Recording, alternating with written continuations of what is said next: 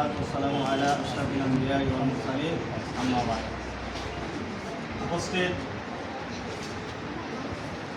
জুলাই গণঅভ্যুত্থান 2026 আলোচনা সভা ও রচনা প্রতিযোগিতার অনুষ্ঠানের সম্মানিত সভাপতি মহোদয়, উপস্থিত অত্র মাদ্রাসার আমার সহকর্মী, শিক্ষক শিক্ষিকাবৃন্দ ও সকল ছাত্রছাত্রী সকলকে জানাই আসসালামু আলাইকুম ওয়া রাহমাতুল্লাহি ওয়া বারাকাতুহু। আজকে আমরা যে এখানে দাঁড়িয়েছি, যে উদ্দেশ্য নিয়ে, সেটা মোটামুটি আমরা সবাই জানি। আমাদের মূল বিষয় হচ্ছে অধিকার, বৈষম্য।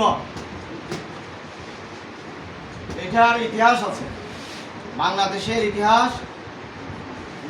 এটা তোমরা কেন, আমাদেরও জন্মের আগের ইতিহাস আছে।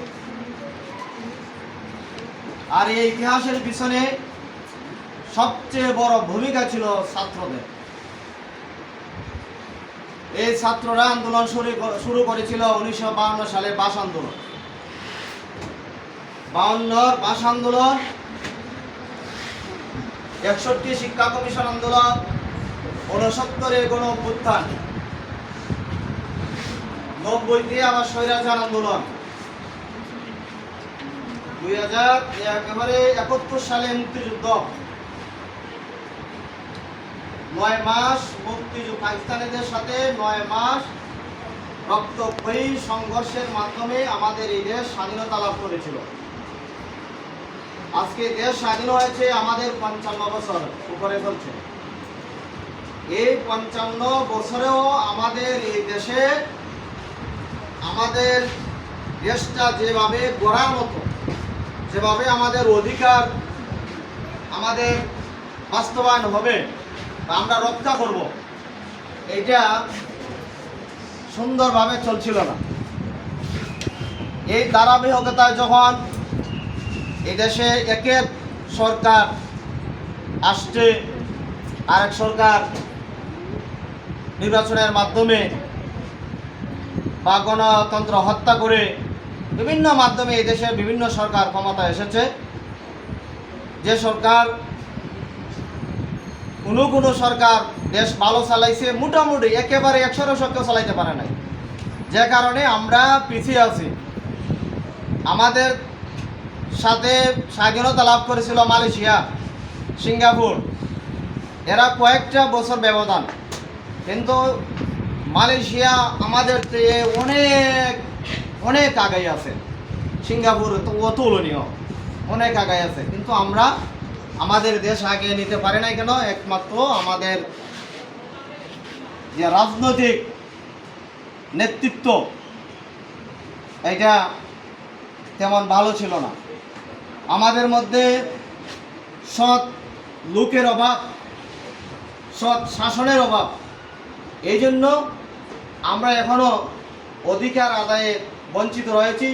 এই জন্য একটা সুন্দর একটা শব্দ, বৈষম্যহীনতা, এই শব্দটা নিয়ে কমিটি গঠনের মাধ্যমে 2024 সালের জুলাই আগস্টে আমরা আবারও ছাত্র জনতার একটা বলিষ্ঠ নেতৃত্বের মাধ্যমে যারা গণতন্ত্রকে হত্যা করেছিল তাদেরকে পতন ঘটিয়ে এই নতুন আরেকটি সরকার এসেছে। তো যাই হোক, এই জুলাই অভ্যুত্থান, আজকে আমরা কেন জুলাই অভ্যুত্থানটা এসেছে, আমাদের বিগত 15-16 বছরে একটি সরকার ছিল, যে আমরা সবাই জানি। যদিও তোমরা রাজনীতি করো না, তারপরেও আমরা মোবাইলে সবাই মোটামুটি সম্পৃক্ত।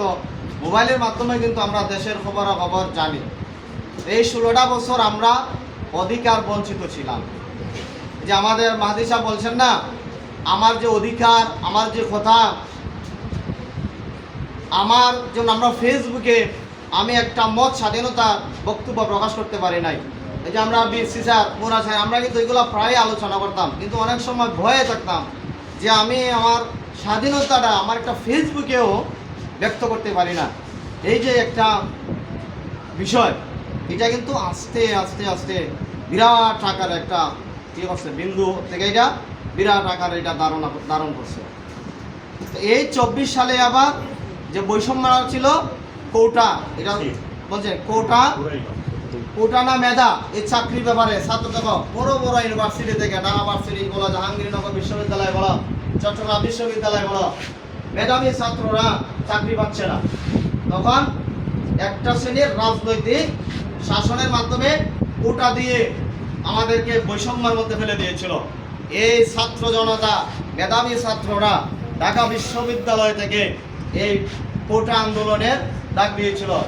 24 থেকে দেখা হয় একটা 18 সাল থেকে শুরু হয়েছিল। 18 সাল থেকে শুরু হয়ে 2024 সাল পর্যন্ত আসছে। এখানে কত বছর লেগে গেছে। যাই হোক, 2024 সালের জুলাই আগস্টে কি কোটা বিরোধী আন্দোলন শুরু হলো। কেন? ছাত্ররা বললো যে